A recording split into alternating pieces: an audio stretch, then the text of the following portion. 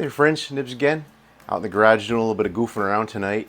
Got a real scorcher going on outside and it's hot and the relative humidity is through the roof, so you just stand outside and you start to sweat. So inside the garage, and it's actually really pretty cool and comfortable in here. So we're gonna do a little bit of shooting inside tonight.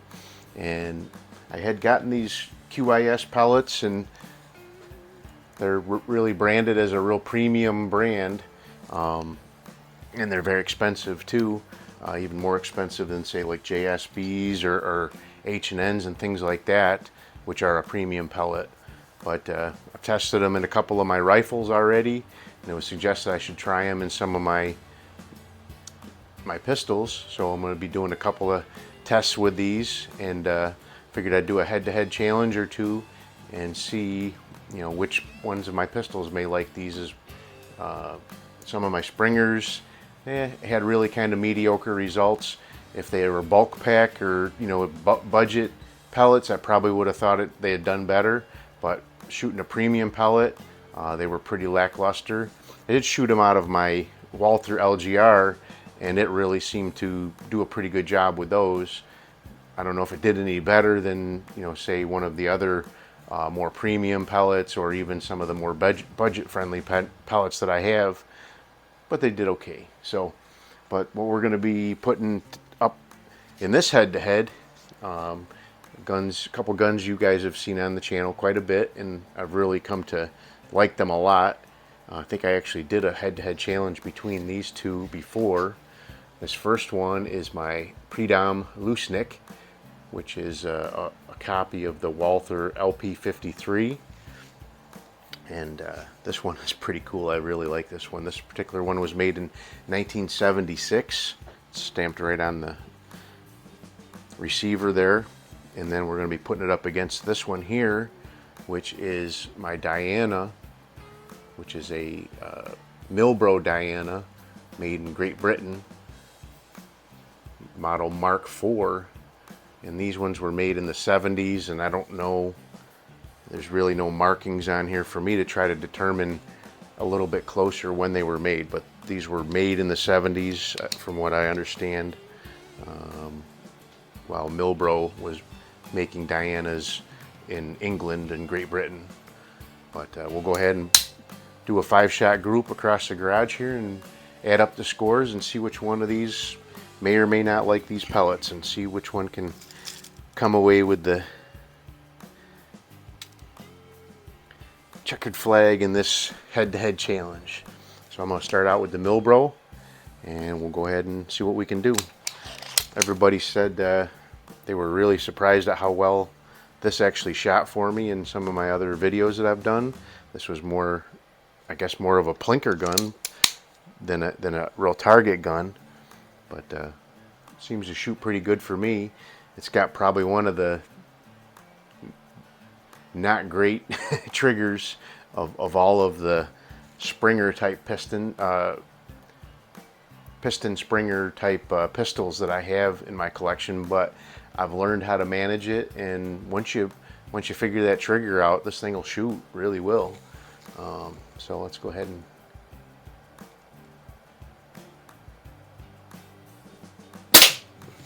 it's long and creepy and heavy, but I took it apart, and just the geometry, the way that the trigger's set up, I don't see any way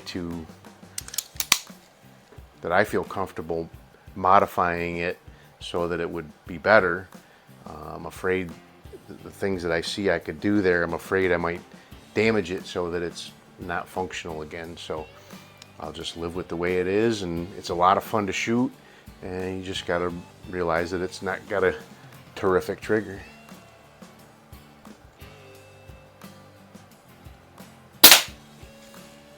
And sometimes the scores reflect.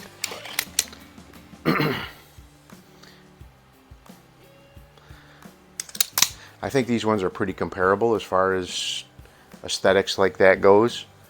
This one's probably got the worst trigger of the two, but the Lucznik's not any, match grade trigger either. I did take that one apart and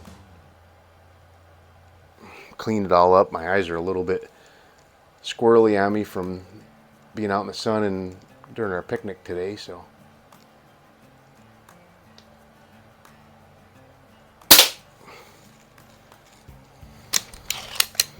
So I'm having a little bit of tough time focusing, especially up close. I'm not sure, just out in the sun and tired, and so I'm having a little bit of tough time focusing on the sights here, but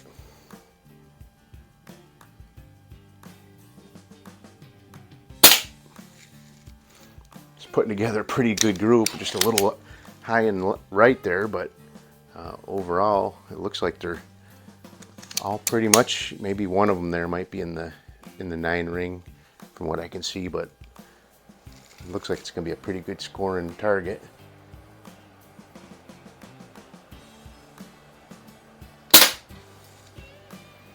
All right, I'm definitely going to have to review the footage on that one to tell which ones are what there. But now we'll go ahead and we'll try these in the Predom, see what this one can do.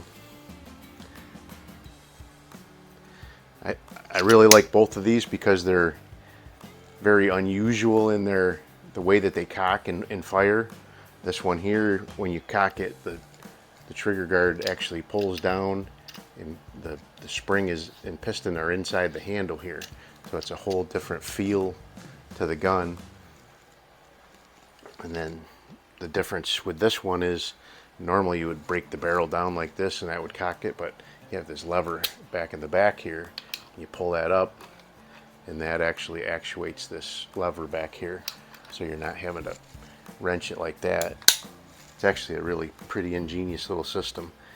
It's too bad other people haven't done that, but all right, let's see what the Predom can do for this head-to-head challenge.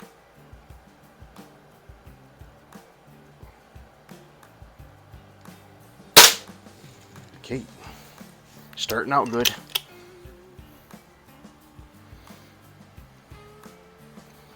And when I first got this pistol, the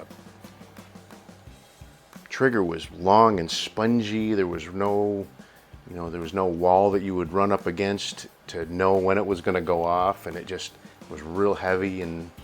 But I'm not sure exactly what I did. I took it all apart. I cleaned up all the pieces, and I put it back together exactly the same way it came apart because I really didn't see anything wrong. And now there's a bit of a single stage or a double stage take up, and you hit a wall, and there's a clean crisp break, probably 3 pounds. I'm guessing. I haven't weighed it yet. I probably ought to do that one of these days.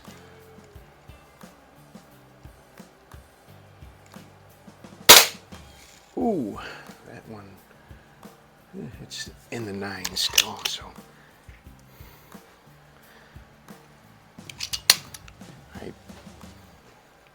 I really got to use my bifocals when my eyes get like they are right now to be able to focus on the targets, and then it's really tough to see the target downrange, so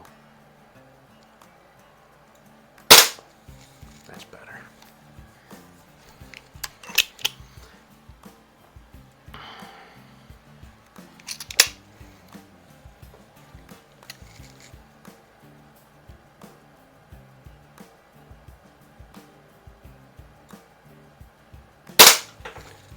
When my eyes aren't tired, I can do a little bit better job of focusing between the sights and the target downrange.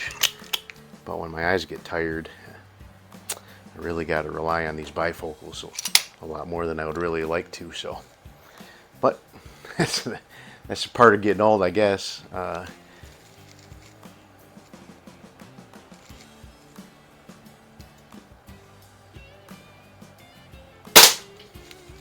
All right, well, if we were going by groups, I definitely have to give it to the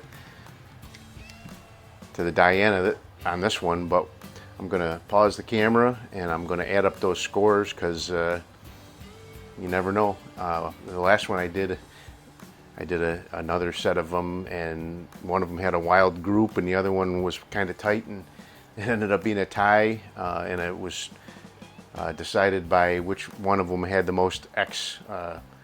So stand by. Alrighty friends, I'm back, and you guys aren't going to believe this, but again, by the slimmest of slim margins, one of these has, I had to actually score like you do in bullseye with using the X-ring as a score, a tiebreaker. So let's see here, the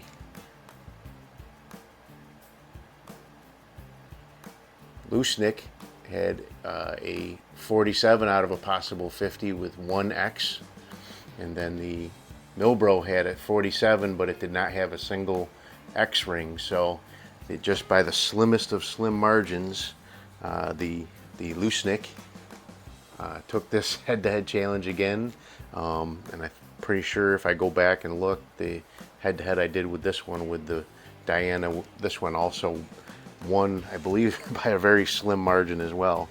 So I really think that both of those guns are pretty evenly, like I said, the triggers are pretty, you know, neither one are really great. The Lucznik is a little bit better as far as the trigger goes, but as far as shootability, they both shoot great. I really like them. They're not the best target guns I have, but they're a lot of fun to shoot. There's a lot of history there with them, so I really like that part of it, and they do a good job. So, but they seem to not dislike these pellets. Actually, that Diana did a much better job of grouping them together, but just the score wasn't it wasn't quite there. So, but anyway, I hope you liked the video. If you did, like, share, and subscribe. I'm starting to like these QYS pellets. I'm not sure I'm gonna, unless I can find them for a lot better price, I'm not gonna spend the money I spent for that one, but hopefully somebody will start importing them into the country and start selling them for a halfway reasonable price. I mean, I don't mind paying, you know, the same price I would pay for like an RWS Meisterkugeln or something like that for them, because it really seems like that's the kind of quality they are. And you know, if they were that price, I would, but they're literally just about double what I pay for a tin of 500 Meisterkugeln. So I'm not going to pay that for them, but you know, we'll see, and maybe they'll start catching on. I haven't, Andy over at Andy's Airgun Reviews over in Great Britain there, that's the first time I'd ever heard of these when he reviewed them a couple weeks ago, so I thought I'd get a tin and try them out. Maybe one of these days somebody will start importing them, and we'll have a decent supply of them in the United States where we can buy them for a reasonable price. But anyway, I hope you liked the video. If you did, like, share, and subscribe.